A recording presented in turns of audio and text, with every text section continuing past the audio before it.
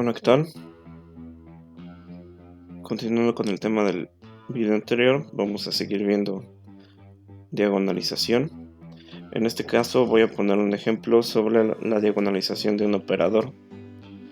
Tengo un operador que va de los polinomios de grado 2 a los polinomios de grado 2, dada por esta regla: 3 a 0 menos 2 a 1 más 3 a 1 menos 2 a 0 por x más 5 a 2x al cuadrado. Entonces recuerda, un operador va a ser diagonalizable si existe una base de vectores propios del espacio. Así que lo que tenemos que hacer ahora es encontrar esa base de vectores propios. Por definición, un vector propio cumple que existe un lambda, tal que si le aplicas el operador al vector, te queda lambda veces ese mismo vector. Entonces en sí lo que estamos buscando es un lambda, primero un valor propio, de tal manera que t de u, t aplicado a u, menos lambda veces u, es igual al vector 0. Al vector 0, cuidado aquí. A lo mejor le pongo una rayita después para indicar que ese 0 es un vector. Bien, entonces tienes esa ecuación. Es lo mismo pensar en esa ecuación que pensar que tienes el operador t menos lambda veces la identidad aplicado a un vector u y buscar los valores de lambda para los cuales eso te dé 0, es decir, tenemos que buscar vectores u que estén en el núcleo de este operador. Bueno, ahora voy a tomar a mi alfa porque trabajar con el operador directamente no es simple. Ya sabes que hay una correspondencia entre operadores y transformaciones. Así que tomo mi base alfa de los polinomios, la canónica, y le presento a mi transformación. Entonces el 1 va al 3 menos 2x, el x va al menos 2 más 3x, y el x al cuadrado va a 5x al cuadrado. Entonces la representación matricial es esta. Por lo tanto, la representación matricial del operador t menos lambda veces la identidad es esta otra matriz. Yo lo que necesito es encontrar lambdas para los cuales puedo encontrar vectores u que al multiplicarlos por la matriz me den 0. Es decir, yo necesito encontrar lambda de tal manera que existan vectores en el núcleo.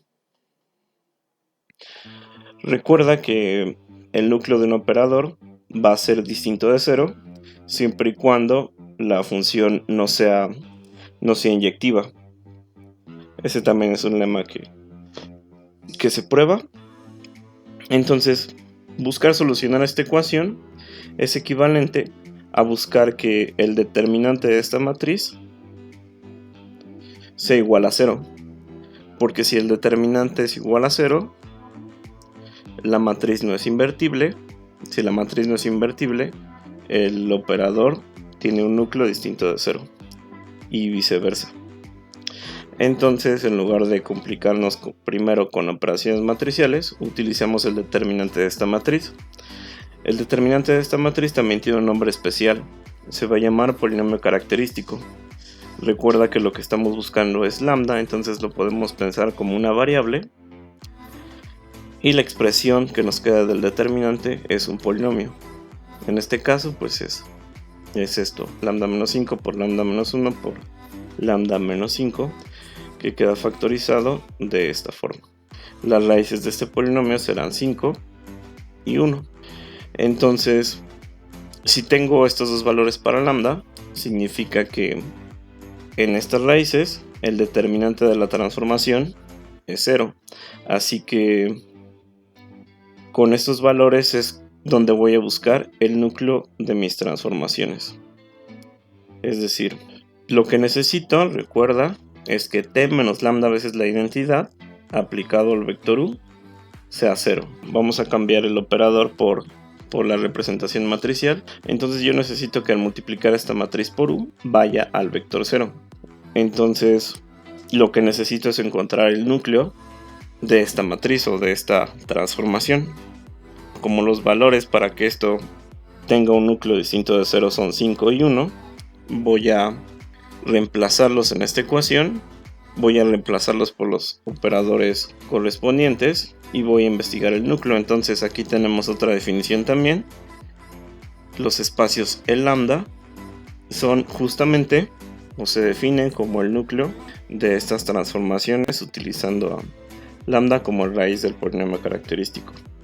Es decir, si lambda es igual a 5, mi E5 va a ser el núcleo de t menos 5 veces la identidad, que está representado por esta matriz. 3 menos 5 me queda menos 2 y 5 menos 5 es 0. Entonces esta matriz representa al E5. Bien, ahora viene el procedimiento para encontrar el núcleo de esa matriz. En eso ya no voy a profundizar porque también ya es algo que hemos visto.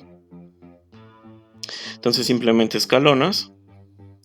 Recuerda que para encontrar la dimensión del núcleo utilizas el teorema de la dimensión. En este caso el rango de esta matriz es 1, tiene un solo renglón distinto del vector 0. Y la dimensión del espacio, estamos trabajando con vectores en R3. La dimensión del espacio es 3, por lo tanto el núcleo, la dimensión del núcleo tiene que ser 2.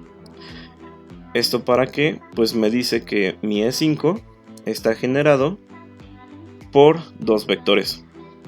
Y pues encuentro dos vectores, encuentro una base para ese núcleo. Recuerda, tienes que utilizar la ecuación que tienes aquí. Como ya sabes que tienes dos vectores, pues puedes despejar de aquí una variable y elegir tu y como tú quieras. Tampoco hay restricciones sobre z, entonces la puedes elegir como tú quieras. Y encuentras una base para tu núcleo. Voy a hacer lo mismo, pero ahora con mi valor característico, lambda igual a 1. Entonces me queda esta matriz. En este caso de nuevo escalono la matriz para que me quede el núcleo. Aquí el rango de esta es 2, por lo que la dimensión del E1 tiene que ser 1. Está definido por estas ecuaciones y aquí se ve más claramente que este vector tiene que generar a mi E1 porque la dimensión es 1. Ahora, ¿qué obtuve? Bueno, hay un teorema que te dice que si tienes bases para los distintos lambdas, donde lambdas son los valores propios, los vectores son linealmente independientes, todos como conjunto. Así que yo encontré estos tres. Voy a definir a beta asterisquito como los elementos básicos de esos núcleos. Bueno, son vectores característicos. Aquí, si quieres comprobar que son vectores característicos, pues multiplica la matriz original por cada vector. Y fíjate que en el primer caso, si multiplico la matriz por 1 menos 1, 0, obtengo 5 menos 5, 0, que es exactamente 5 multiplicado por 1 menos 1, 0. Lo mismo pasa con el vector 1 menos 1, 1. Si lo multiplico por la matriz me queda 5 por 1 menos 1, 1. Y finalmente el otro valor asociado al valor propio 1, si lo multiplico por la matriz puedes comprobar que te queda exactamente 1, 1, 0. Entonces esos son los vectores propios. Y en este caso son tres vectores propios que son linealmente independientes. Por lo que tenemos una base del subespacio. Ahora, recuerda que hay una dualidad entre vectores de Rn y los vectores del espacio. Es decir, yo puedo tomar los polinomios 1 menos x, el polinomio que representa el vector propio. Lo mismo el 1 menos x más x cuadrado está representado por el vector 1 menos 1, 1. O sea, representado literalmente con la operación esta de la matriz de representación. Entonces tengo estos tres vectores. Observa que pasa lo mismo, son vectores propios. Si tú le aplicas la transformación, la primera que puse, la original, Si se la aplicas te queda 5 veces el primer polinomio, 5 veces el otro polinomio y una vez el 1 más x. Esta es una base de los polinomios porque la dimensión de los polinomios es 3 y pues son 3 polinomios linealmente independientes en un espacio de dimensión 3, tienen que ser base. Pues entonces observa cómo es la representación matricial de mi operador t. Si le aplico t al 1 menos x, me queda justamente 5 veces s, entonces el vector de representación va a ser 5, 0, 0. Y lo mismo con los otros, porque estoy utilizando esta misma base para la representación. Entonces eso es diagonalizar un operador. Algo muy importante es que se prueba que el operador va a ser diagonalizable siempre y cuando la suma de las dimensiones de los espacios E lambda, o sea de los núcleos, coincida con la dimensión del espacio del dominio del operador. Es decir, en este caso, si hubiéramos encontrado solamente 2 vectores propios, no nos hubiera alcanzado para formar una base de R3 o de los polinomios de grado 2. Así que en ese caso el operador no sería diagonalizable. Vamos a aprovechar y vamos a definir lo que es una matriz diagonalizable. Observa que con esto que hicimos se tiene la siguiente igualdad.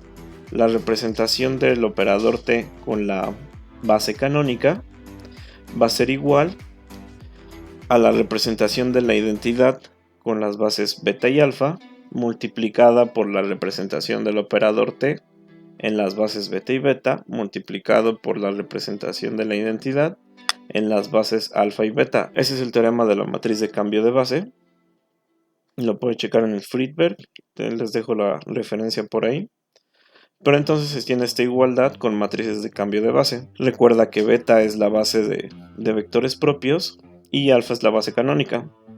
Bueno, entonces, ¿cómo represento a la identidad en las bases beta y alfa? Pues recuerda que le voy a aplicar la identidad a cada vector en la base beta. Como voy a representar en la base canónica, pues me van a quedar los coeficientes de los polinomios puestos de manera vectorial. Lo que decía hace rato de la representación, o sea, si represento al 1 menos x con la base canónica, me va a quedar el vector 1 menos 1, 0. Si represento al vector 1 menos x más x al cuadrado, me va a quedar el vector 1 menos 1, 1. Y por último, si represento al vector 1 menos x con la base canónica, pues esto es 1, 1, 0. Entonces esta es la matriz de cambio de base de coordenadas beta a alfa. A esta le voy a llamar P. Y entonces observa que tengo esta ecuación. P multiplicada por la matriz diagonal por P a la menos 1 va a ser igual a y A es la matriz de representación del operador original. ¿Cuál es la ventaja de esto? Si en vez de tener un operador, de tener el operador t, empiezo con la matriz A y hago lo mismo pensando en que el operador es multiplicar por la matriz, al final voy a tener una ecuación de este estilo que me dice que A va a ser igual a una matriz invertible multiplicada por una diagonal multiplicada por la inversa de esa matriz invertible. Entonces, si tú puedes hacer esto, vamos a decir que la matriz es diagonalizable. Entonces la definición: A va a ser diagonalizable si es conjugada a una diagonal. ¿Qué quiere decir que sea conjugada? Pues que existe una matriz invertible, P, que multiplicada por tu diagonal y luego multiplicada por la inversa es igual a tu matriz A. Entonces eso es diagonalizar una matriz. ¿Cuál es la utilidad? Pues que A en principio puede ser muy complicada. Entonces las matrices diagonales no son nada complicadas. Por ejemplo, si quisieras multiplicar A muchísimas veces, por ejemplo A a la 100, pues no te va a salir tan fácilmente. Sin embargo, si la diagonalizas, si la pones en una representación de este estilo, vas a ver que multiplicar una diagonal muchísimas veces o una conjugada a una diagonal muchísimas veces es tan simple como elevar la diagonal a la potencia indicada. Y pues eso es todo por el momento. Hay un detalle en el video pasado, se los corrijo después. Puse que los valores propios tienen que ser distintos de 0. No, un valor propio puede ser igual a 0. El que tiene que ser distinto de 0 es el vector. O sea, el 0 siempre está en el núcleo de cualquier operador. Entonces, para quitar ese caso, vamos a pensar que, o vamos a definir los vectores propios como los que cumplan la ecuación t menos lambda veces la identidad aplicado a u igual a 0, distintos de 0. Y pues esto es todo. Un saludo muy grande a Alejandro Luján, que me pidió que le mandara saludos y que siempre me está echando porras. Ojalá le esté pasando bien en esta cuarentena. Y pues muchos saludos, chicos, ahí comenten y compartan.